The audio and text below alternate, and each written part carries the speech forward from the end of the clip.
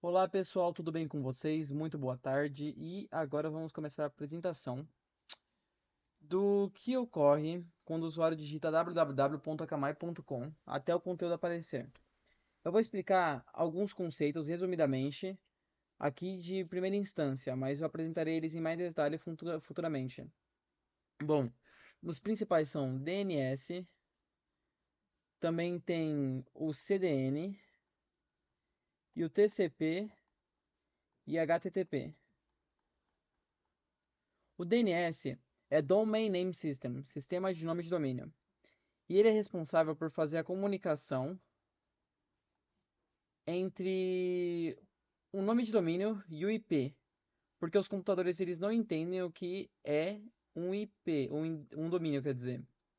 Eles não entendem o que é um domínio, então eles convertem os nomes de domínio para um IP. E o que é um IP? Internet Protocol.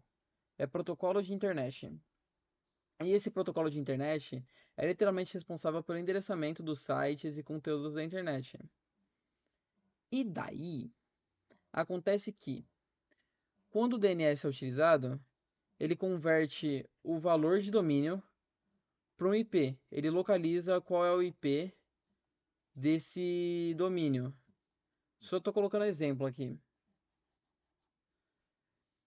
Só que tem dois tipos de principais registros no DNS, que são o A-Record, registro A, e o CNAME Record.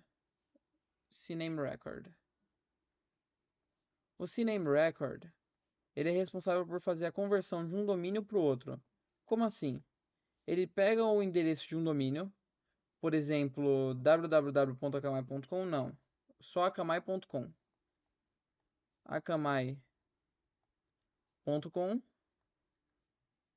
e joga para o domínio pai, vamos dizer assim, que é www.akamai.com. E o A-Record é responsável por fazer o quê? Literalmente fazer essa conversão do nome de domínio pro número de IP. Mas só que aí que tá. É só para IPv4.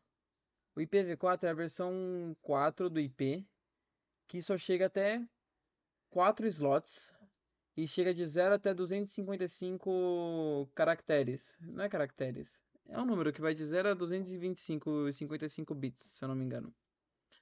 Mas enfim, tem o AAAA Record, que é o 4 vezes mais isso, que já usa o IPv6.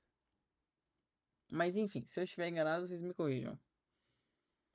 Daí, ao fazer essa conexão, essa mudança de endereçamento para IP, o CDN é responsável por armazenar IPs diferentes. Por que isso? Porque ele tem vários servidores espalhados no mundo e cada servidor vai ter uma cópia do site matriz. E por que isso é importante?